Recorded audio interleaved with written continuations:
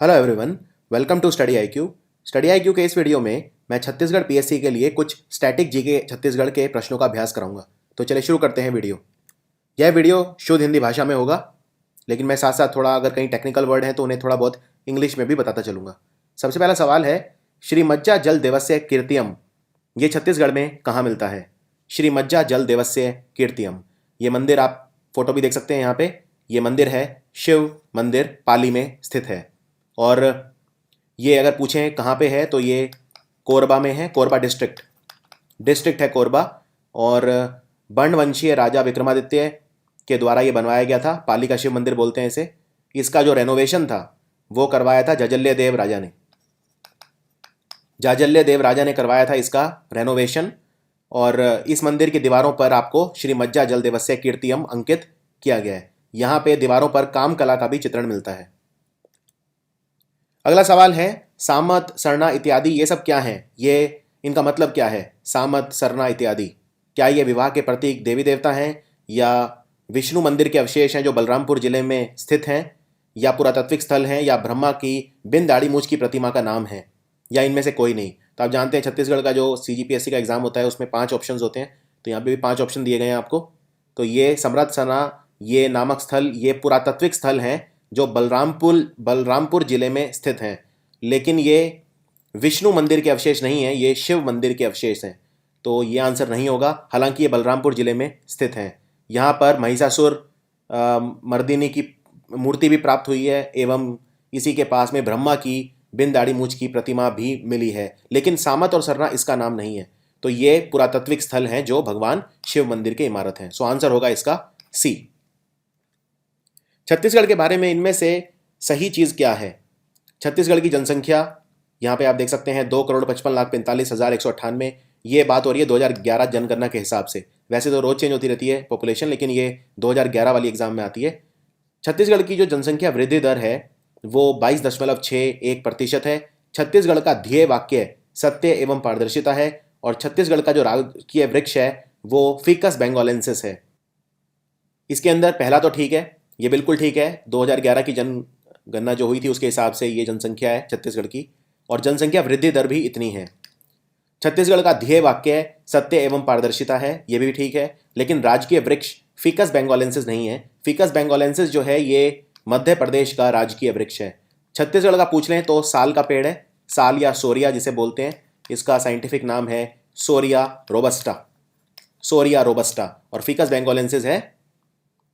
बेंगोलेंसिस है मध्य प्रदेश का। तो इसमें जो सही है वो है ए, बी और सी। इनमें से अगेन छत्तीसगढ़ के बारे में क्या सच है, क्या सत्य कथन है? क्षेत्रफल के आधार पर छत्तीसगढ़ भारत में 10वां सबसे बड़ा राज्य है, ये बिल्कुल ठीक है। और भारत में सबसे बड़ा क्षेत्रफल के हिसाब से राज्य राजस्थान है। जनसंख्या के आधार पर जो छत्तीसगढ़ की जनसंख्या है 2011 के सेंसस में वो 16वां थी, ये भी बिल्कुल ठीक है। ये सब इनकी ऑफिशियल वेबसाइट पर दिया है सरकार ने। छत्तीसगढ़ देश के क्षेत्रफल का 2.11% हिस्सा है। जितना पूरे इंडिया में एरिया है उसका छत्तीसगढ़ में एरिया है 2.11%। और छत्तीसगढ़ की जो जनसंख्या है वो देश की 4.11% है। तो ये सी और डी गलत है, ये एक्चुअली उल्टा है। जो छत्तीसगढ़ है उसका एरिया देश का 4.11% है, तो ये यहाँ पे होगा, और 2.11% यहाँ पर होगा। सो इसमें सिर्फ ए और बी ठीक है। सी और डी में जो वैल्यू है वो इंटरचेंज की हुई हैं। और ये सब 2011 की जनगणना के हिसाब से है। चलिए आगे बढ़ते हैं। आज़ादी के पूर्व छत्तीसगढ़ मध्य प्रांत एवं बरार का हिस्सा था। इसको मध्य प्रांत को बोलते हैं सेंट्रल प्रोविंस एंड बरार। और पहले सिर्फ सेंट्रल प्रोविंस था जिसमें महाराष्ट्र का कुछ हिस्सा, मध्य प्रदेश और छत्तीसगढ़ आते थे। इसको सेंट्रल प्रोविंस बोलते थे। बाद में बरार भी इसमें आ गया था। तो बरार मध्य प्रांत का हिस्सा कब बना था? बरार बना था 1936 में। और एक बात याद रखिए, 1936 से 1950 तक ये इसका हिस्सा था मध्य प्रांत का बरार। और छत्तीसगढ़ इसका पार्ट था। छत्तीसगढ़, महाराष्ट्र और मध्य प्रदेश। और इसकी नागपुर थी सेंट्रल प्रोविंस की, नागपुर कैपिटल थी सेंट्रल प्रोविंस की। और 1936 में बना था।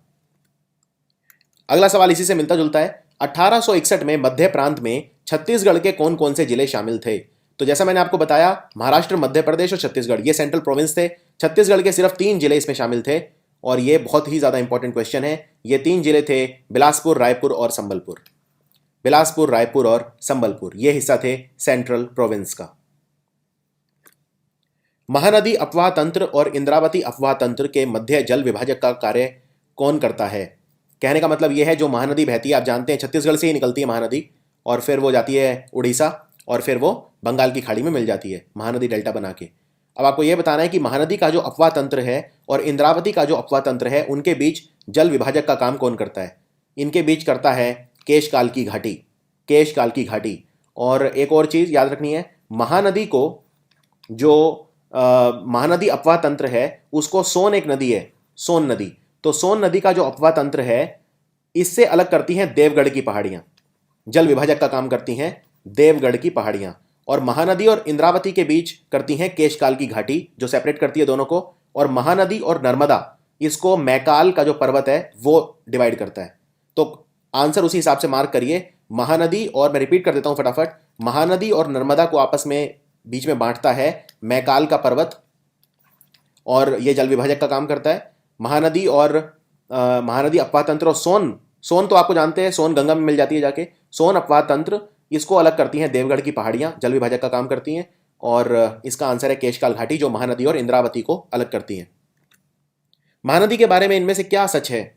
इसे छत्तीसगढ़ की जीवन रेखा कहा जाता है, और इसकी कुल लंबाई 858 किलोमीटर है, और कुल अफवाह क्षेत्र 1,41,589 स्क्वायर किलोमीटर है। इसका विसर्जन छत्तीसगढ़ में ही होता है, और राजिम, शिवरी नारायण, चंद्रपुर शहर इनके महानदी के अन्य नदियों के साथ संगम स्थल पर स्थित हैं। तो ये काफ़ी अच्छा क्वेश्चन है, क्योंकि इसमें कई सारे क्वेश्चन बन सकते हैं। सो बेसिकली वो कहना ये चाह रहा है कि देखिए, महानदी जो है वो छत्तीसगढ़ में निकलती है और फिर वो उड़ीसा जाती है।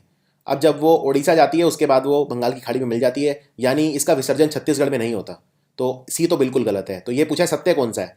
जीवन रेखा इसे कहते हैं छत्तीसगढ़ की, ये बिल्कुल ठीक है, इसे जीवन रेखा कहते हैं। और इसकी कुल लंबाई 858 किलोमीटर है, और कुल अफवाह क्षेत्र इतना है, ये भी बिल्कुल ठीक है।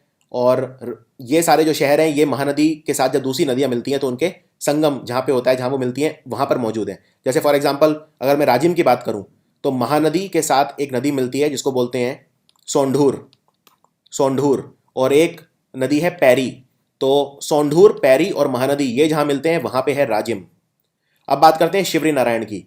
शिवरी नारायण महानदी एक नदी है, शिवनाथ या शिवनाथ बोलते हैं उसे, शिवनाथ और जोंक ये मिलती हैं जहाँ पे, वहाँ है शिवरी नारायण।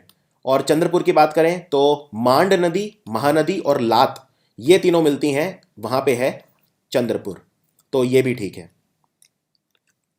महानदी अफवाह तंत्र के बारे में इनमें से क्या सच है? छत्तीसगढ़ में महानदी का जो प्रवाह क्षेत्र है वो सर्वाधिक है। दूसरा, महानदी की लंबाई छत्तीसगढ़ में सर्वाधिक है। महानदी की सबसे बड़ी सहायक नदी है सेवनाथ, और जयद्रथ, ऋषिकुलिया और मंदवाहिनी महानदी के अन्य नाम हैं। तो आपको यह बताना है इनमें से क्या क्या ठीक है। अब देखिए, महानदी की लंबाई छत्तीसगढ़ में सर्वाधिक है, ये तो आप जानते हैं गलत है, क्योंकि उड़ीसा में सर्वाधिक है। अगर आप देखें महानदी की कुल लंबाई, तो उसमें से सिर्फ जो उड़ीसा में है वो ज़्यादा है, और यहाँ पे काफ़ी कम है। जैसे फॉर एग्ज़ाम्पल 286 किलोमीटर है जो छत्तीसगढ़ में है सिर्फ महानदी की, लेकिन जो बाकी सारी बच गई वो उड़ीसा में है, तो ये गलत है। महानदी की सबसे बड़ी सहायक नदी शिवनाथ है, 290 किलोमीटर, ये बिल्कुल ठीक है। और जयद्रथ, ऋषिकुलिया, मंदवाहिनी इसके और नाम है, ये भी ठीक है। छत्तीसगढ़ में महानदी का प्रवाह क्षेत्र सर्वाधिक है, ये भी ठीक है। ये ठीक है क्योंकि छत्तीसगढ़ की जो बाकी नदियां हैं उनके अगर कंपेयर करें तो उनमें महानदी का जो ड्रेनेज, जो बेसिन है वो सबसे ज़्यादा है, जो एरिया कवर करती है ये जो बेसिन है वो सबसे ज़्यादा है। तो इसमें बी गलत है सिर्फ, और ए, सी और डी बिल्कुल ठीक है। केंद्र संरक्षित काशीगढ़ का किला कहाँ पर स्थित है? काशीगढ़ का किला ये है बावनबाड़ी में, बावनबाड़ी में है। और कुछ मैं और चीज़ें बता देता हूँ आपको इसके बारे में, एक दो किले आपको और याद रखने हैं। जैसे जो बरगवां है यहाँ पे है कोटगढ़ का किला, कोटगढ़। और कोटगढ़ जो है ये छत्तीसगढ़ के जांजगीर चांपा जो जिला है उसमें आता है। इसके अलावा बात करते हैं कोटमी, कोटमी में कोटमी जिला है, अगेन ये जांजगीर चांपा में है। बावनबाड़ी भी जांजगीर चांपा में है। एक है कोरबा में जिसको बोलते हैं चैतुरगढ़, और एक अजमेरगढ़ है जो आम नाला में है, और ये बिलासपुर डिस्ट्रिक्ट के अंदर आता है। तो ये कुछ इंपॉर्टेंट किले हैं, ये सब केंद्र संरक्षित किले हैं, तो काफ़ी इंपॉर्टेंट है एग्जाम के पॉइंट ऑफ व्यू से। कंठी देओल और भांड देओल मंदिर ये कहाँ पर हैं? कंठी देओल और भांड देओल मंदिर। देखिए जो भांड देओल मंदिर है इसको ऐसे याद रखिए, भय, तो भय से बना भ्रष्टाचार। भ्रष्टाचार राजधानी में सबसे ज़्यादा होता है, तो रायपुर, तो रायपुर में हो गया। लेकिन अब ये भी बताना है कि रायपुर के कौन से एरिया में है, तो ये आरांग में है। अब इसमें ऑप्शन निकल गए, तो भांड देओल जो है ये आरांग में है, यानी 2 ऑप्शन बचे। और जो कंठी देओल है ये है रतनपुर में। सो आंसर है रतनपुर और आरांग। अब आरांग दो है जो है वो रायपुर में है, लेकिन रतनपुर कहाँ है? रतनपुर है बिलासपुर में। बिलासपुर में ये दोनों, और ये दोनों के दोनों मंदिर जो हैं ये केंद्र संरक्षित यानी सेंट्रली जो कंजर्व्ड इमारतें हैं उनके अंदर है। छत्तीसगढ़ में जो भंडारण है उनके आधार पर खनिजों का अधिकतम से न्यूनतम क्रम क्या है? यानी छत्तीसगढ़ में सबसे ज़्यादा क्या है, फिर क्या है, ऐसे आपको बताना है। छत्तीसगढ़ में सबसे ज़्यादा होता है कोयला, लगभग काफ़ी ज़्यादा है, 54,000 मिलियन टन। फिर होता है चूना पत्थर, कोयला, फिर चूना पत्थर, फिर उसके बाद होता है लोहा, ये सब सरकारी आंकड़ों के हिसाब से है। फिर बॉक्साइट और फिर टिन। तो इसमें बॉक्साइट पहले है और टिन बाद में है, तो ये गलत है, ये भी गलत है, ये भी गलत है, ये भी। तो आंसर है इनमें से कोई नहीं। पहले वाला ऑप्शन ज़्यादातर ठीक है, बस इसमें बॉक्साइट पहले आएगा और टिन बाद में आएगा। तो सब ज़्यादा कोयला, फिर चूना पत्थर, फिर लोहा, फिर बॉक्साइट और फिर टिन। जो बॉक्साइट है ये एल्यूमिनियम का ओर होता है, इससे एल्यूमिनियम मिलता है। महानदी के जो सही नाम हैं ये उनको मैच करिए, ये सही सुमेलित कौन से हैं?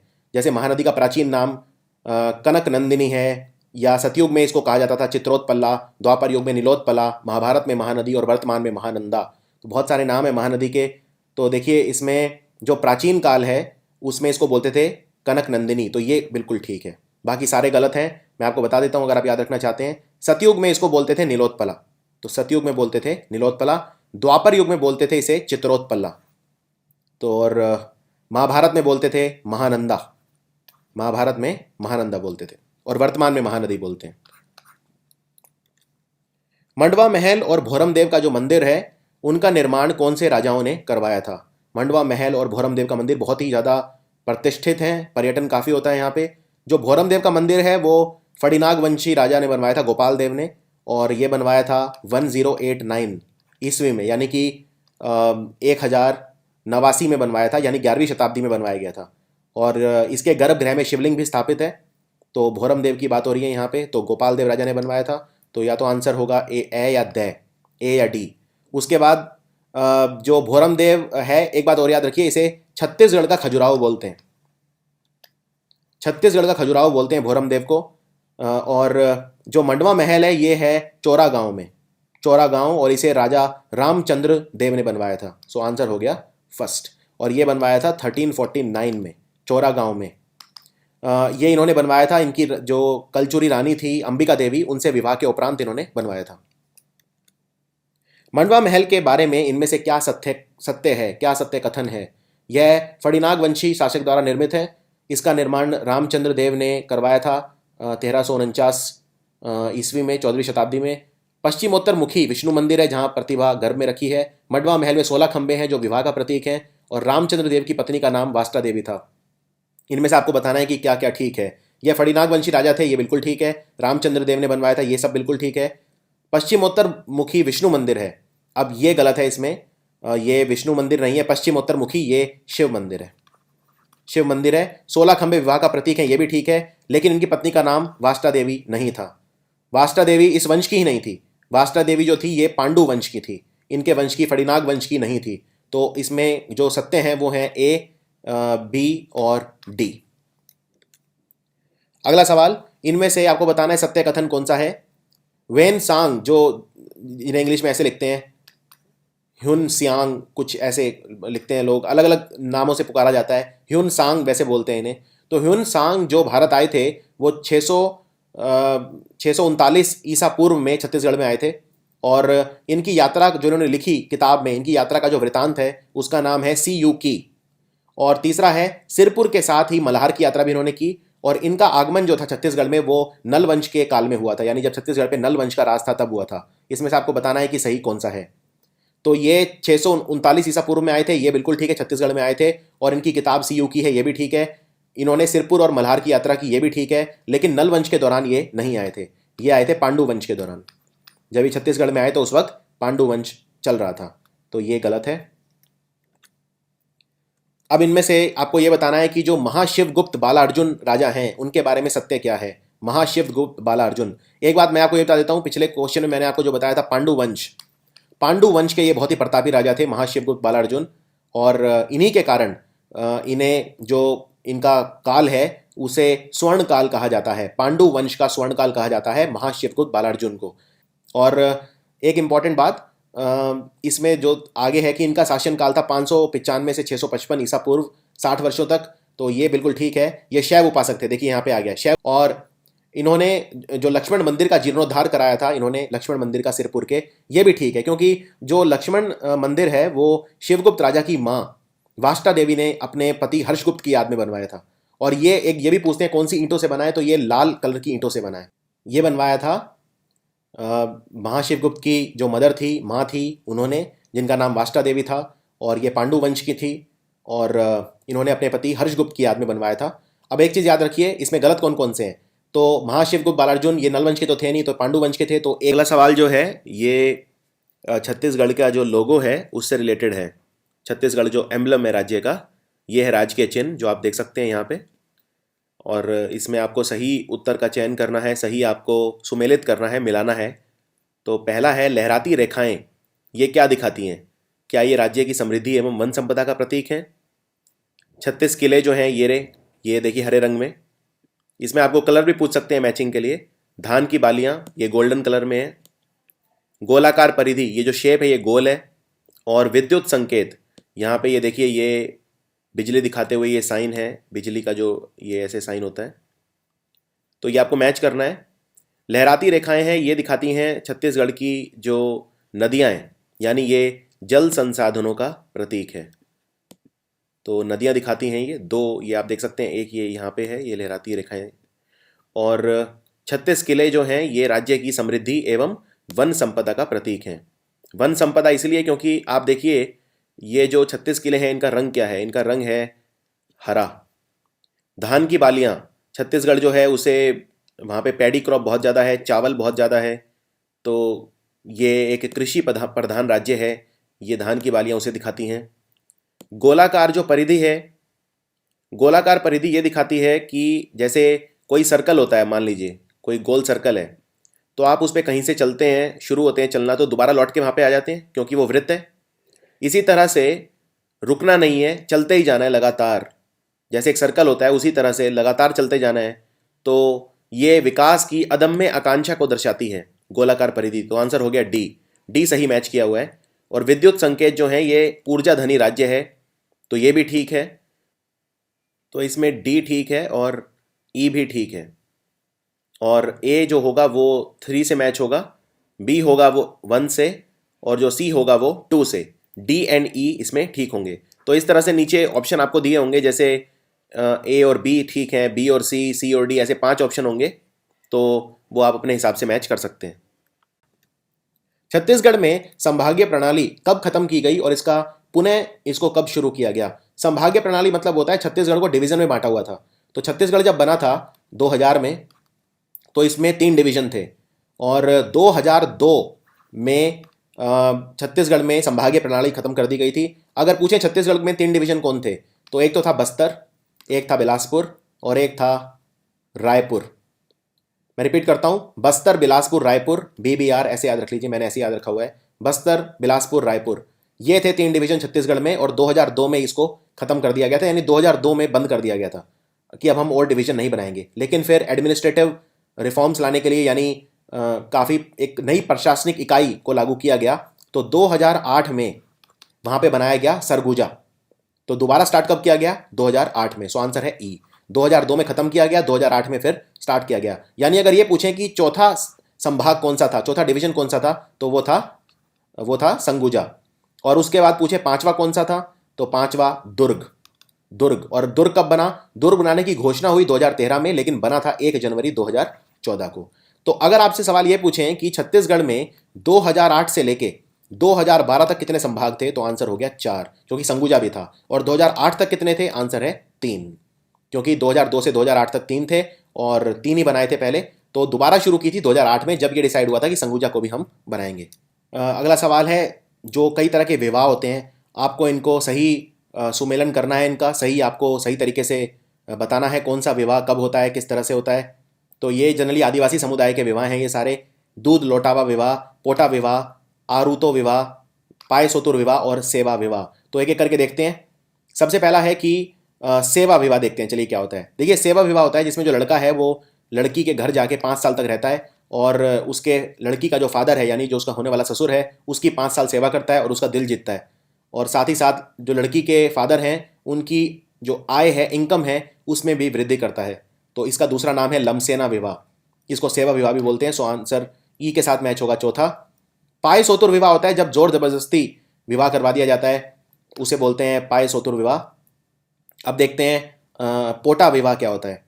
सो पोटा विवाह होता है जब जो विवाहित महिला है वो किसी दूसरे संपन्न व्यक्ति से शादी कर लेती है। जब कोई विवाहित महिला है वो देखती है कि उसका जो पति है उससे ज़्यादा भी संपन्न रिच कोई व्यक्ति है तो उससे शादी कर लेती है, उसे बोलते हैं पोटा विवाह। सो बै और जो सेकंड है ये सही मैच किए हुए हैं। दूध लौटावा विवाह होता है जब ममेरे या फुफेरे भाई बहन से शादी होती है तो उसे बोलते हैं दूध लौटावा विवाह। और एक बच गया, वो है आरुतो विवाह। आरुतो विवाह होता है जब विधवा अपने देवर से बिना वधु मूल्य के विवाह कर लेती है, उसे बोलते हैं आरुतो विवाह। तो आई होप ये आपको क्लियर होंगे पांचों विवाह। छत्तीसगढ़ के बारे में इनमें से कौन सा कथन असत्य है यानी सही नहीं है। छत्तीसगढ़ का जो मानचित्र है वो समुद्री घोड़े जैसा दिखता है, बिल्कुल ठीक है, ये समुद्री घोड़ा बोलते हैं इसे हिप्पोकैम्पस। हिप्पोकैम्पस बोलते हैं समुद्री घोड़ा। अब एक बात याद रखिए कि इसको हिप्पोपोटामस से कंफ्यूज मत करना। हिप्पोपोटामस अलग चीज होती है, हिप्पोकैम्पस अलग चीज होती है। समुद्री घोड़ा होता है हिप्पोकैम्पस। तो ये बिल्कुल छत्तीसगढ़ का जो मानचित्र है वो बिल्कुल इसके जैसे ही दिखता है। आपने देखा होगा, यहाँ मैंने स्लाइड में डाला भी था। उसके बाद स्वतंत्रता के पश्चात छत्तीसगढ़ में 14 रियासत सम्मिलित हुई, ये बिल्कुल ठीक है। 14 जो वहाँ पे प्रिंसली स्टेट्स थे वो थे रियासत। और प्राचीन काल में छत्तीसगढ़ को दंडकारण्य कहा जाता था। नहीं, ये सही नहीं है, दंडकारण्य नहीं कहा जाता था। प्राचीन काल में छत्तीसगढ़ को बोला जाता था प्राक्कोसल। प्राक्कोसल। सबसे छोटी रियासत जो थी वो थी शक्ति रियासत, ये भी ठीक है, ये भी गलत नहीं है। और छत्तीसगढ़ राजभाषा दिवस मनाने की शुरुआत हुई 28 नवंबर 2007, ये भी ठीक है। तो इसमें जो असत्य कथन है वो है कि प्राचीन काल में छत्तीसगढ़ को दंडकारण्य कहा जाता था। चलिए आगे बढ़ते हैं। छत्तीसगढ़ में जो भिलाई स्टील प्लांट है, भिलाई इस्पात संयंत्र, उसकी स्थापना कौन से देश के सहयोग से हुई थी? कौन से देश ने मदद करी थी हमारी? ये देश अब तो रशिया बोलते हैं, टूट गया था मतलब ये बाद में और बहुत सारे देशों में, लेकिन उस वक्त ये था सोवियत संघ। सो USSR, इसके सहयोग से हुई थी। तो आंसर है इसका ए। लेकिन एक दो और याद रख सकते हैं आप, जैसे जो दुर्गापुर भी है, भिलाई, रूरकेला वगैरह। एक तो जो भी ये स्टील प्लांट बने थे दुर्गापुर, भिलाई और राउरकेला वगैरह, ये सब सेकंड 5 ईयर प्लान में बने थे, दूसरी पंचवर्षीय योजना के तहत बने थे। और जो दुर्गापुर प्लांट है वो हमने ब्रिटेन की मदद से बनाया था, और जो राउरकेला है वो हमने जर्मनी की मदद से बनाया था। तो ये भी पूछ सकते हैं। इनमें से कौन सा कथन सत्य है? संजय गांधी परियोजना जो चल रही है वो खारंग नदी के ऊपर है, ओके। दूसरा है स्वर्गीय दिलीप सिंह जूदेव परियोजना महानदी पर स्थित है, और राजीव गांधी परियोजना जो है वो मनियारी नदी पर स्थित है। तो आपको ये बताना है कि ये इसमें कौन सा सही है और कौन सा गलत है। ये वैसे काफ़ी इंपॉर्टेंट क्वेश्चन है ये। संजय गांधी परियोजना खारंग नदी पर है, ये बिल्कुल सत्य है ये। और राजीव गांधी परियोजना मनियारी नदी पर है, ये भी सत्य है। स्वर्गीय दिलीप सिंह जूदेव परियोजना महानदी पर है, ये सही नहीं है। तो ये जो नदी है इसको बोलते हैं केलो नदी, तो इसको केलो प्रोजेक्ट बोलते हैं, और ये रायगढ़ में है। ये जो नदी है केलो नदी, तो ये गलत है, ये महानदी पर नहीं है, ये केलो नदी पर है। और राजीव गांधी जो ये निकनेम है खुड़िया डैम का, मनियारी नदी पे, मुंगेली डिस्ट्रिक्ट है ये। और जो संजय गांधी वाला है ये इसे बोलते हैं खूटाघाट डैम, खारंग नदी, और ये है बिलासपुर में। संजय गांधी परियोजना बिलासपुर में है ये, और राजीव गांधी परियोजना जो है ये मुंगेली डिस्ट्रिक्ट में है। इनमें से छत्तीसगढ़ के बारे में सही कथन क्या है? छोटा नागपुर का जो प्लेट्यू है, पठार है, वो छत्तीसगढ़ के पश्चिम छत्तीसगढ़ की उत्तर पूर्वी सीमा बनाता है, ओके। दूसरा है उत्तर छत्तीसगढ़ बघेलखंड पठार का हिस्सा है, और चांग बघार देवगढ़ की पहाड़ी सतपुड़ा पर्वत श्रृंखला का हिस्सा है। तो हम यह देख ही लेते हैं मैप में, ये छत्तीसगढ़ है, यहाँ पे ये आप देख रहे हैं छत्तीसगढ़ है। और छत्तीसगढ़ में जो ये यहाँ झारखंड है, तो ये छोटा नागपुर प्लेट्यू जो एरिया है ये है दामोदर वैली एरिया जो है ये पूरा। तो ये देखिए, ये ऊपर हमेशा नॉर्थ होता है, उत्तर, नीचे दक्षिण होता है। आपके लेफ्ट साइड में हमेशा पश्चिम होता है और राइट में हमेशा पूर्व होता है। यानी कि जो छोटा नागपुर है ये उत्तर और पूर्व में है, तो उत्तर पूर्वी सीमा बनाता है, ये बिल्कुल ठीक है छोटा नागपुर पठार। और उत्तर छत्तीसगढ़ जो है ये बघेलखंड पठार का हिस्सा है, यहाँ पे देख ही सकते हैं, बिल्कुल ठीक है। ये पूरा छत्तीसगढ़ है, इसका जो उत्तरी भाग है ये बघेलखंड पठार है। और चाक बंगार देवगढ़ की पहाड़ी जो है वो सतपुरा पर्वत श्रृंखला का हिस्सा है, ये गलत है, ये सही नहीं है। चाक बंगार जो देवगढ़ की पहाड़ियाँ हैं ये विंध्या का हिस्सा है, विंध्या के पहाड़ों का हिस्सा है, ये सतपुरा के पहाड़ों का हिस्सा नहीं है। तो जो दो मुख्य पर्वत श्रृंखला हैं जो मध्य प्रदेश में है मुख्यतः, जो छत्तीसगढ़ में भी आती हैं, विंध्या और सतपुरा। और जो विंध्या और सतपुरा के बीच में जो नदी बहती है वो है नर्मदा नदी, ये विंध्या और सतपुरा का विभाजन करती है। और सतपुरा के नीचे जो नदी बहती है यानी सतपुरा के दक्षिण में वो है तापी नदी। नर्मदा और तापी ये जुड़वा नदी में इन्हें कहा जाता है। इनमें से आपको सही मैच करना है, चट्टान किस चट्टान में किस तरह के खनिज यानी मिनरल मिलते हैं, किस तरह के रॉक में। धारवाड़ के चट्टानों में मिलता है कोयला, इस तरह से आपको ये मैच करना है। सत्य कौन सा है? धारवाड़ में कोयला, ये सही नहीं है। धारवाड़ की चट्टानें जो हैं उनमें मिलता है आपको लोहा, लोहा मिलता है। और जो गोंडवाना की हैं इनमें मिलता है कोयला, तो ये उल्टा है। आर्कियन जो बहुत पुरानी जो चट्टानें हैं उनमें मिलता है चूना पत्थर, ये भी सही नहीं है। और जो आर्कियन वाली हैं इनमें जनरली ग्रेनाइट वगैरह मिलता है ज़्यादा। कुड़प्पा में मिलता है डोलोमाइट, ये बिल्कुल ठीक है, ये सत्य है, कुड़प्पा में मिलता है डोलोमाइट। और जो द्रविडियन है इनमें मिलता है बॉक्साइट, ये भी सही नहीं है। द्रविडियन जो है ये छत्तीसगढ़ में ना के बराबर है, ये जनरली दक्षिण अमेरिका वगैरह में पाई जाती हैं, तो ये सही नहीं है, ये ना के बराबर है। तो आंसर है इसका कुड़प्पा में मिलता है डोलोमाइट। निम्नलिखित कथन पर विचार कीजिए। कलचुरी शासन व्यवस्था जो थी वो राजतांत्रिक थी, यानी कि जो जैसे राजा का बेटा है, फिर उसके बाद उसके राजा का बेटा, उसके बाद उसका बेटा, यानी एक तरह से जो मोनार्की जिसे बोलते हैं उस तरह से चलती थी कलचुरी राज शासन व्यवस्था, ये बिल्कुल ठीक है। संपूर्ण कलचुरी साम्राज्य जो था वो गढ़ों में विभाजित था, ये भी ठीक है। और अमात्य ये राजा अधिकारी होते थे जो सहायता के लिए होते थे, ये भी ठीक है। अमात्य मतलब मिनिस्टर, जैसे मिनिस्टर होते थे, तो इसमें तीनों ठीक है, तो इसका आंसर हो जाएगा ए, बी और सी। तो ये थे कुछ छत्तीसगढ़ के क्वेश्चन प्रैक्टिस के लिए। अगर आपको ये वीडियो अच्छा लगा तो मैं और बना सकता हूँ इस तरह के शुद्ध हिंदी में कुछ CGPSC के लिए आपके लिए, तो जैसे भी आपको ठीक लगे। अब अगर आपने ये वीडियो अच्छे से देखा है तो ये बताइए कि जो पांडु वंश के कौन से राजा थे जिनका जो शासनकाल था वो पांडु वंश का स्वर्ण काल बोलते थे, जिसे कमेंट्स में लिख के बताइए। Thanks for watching.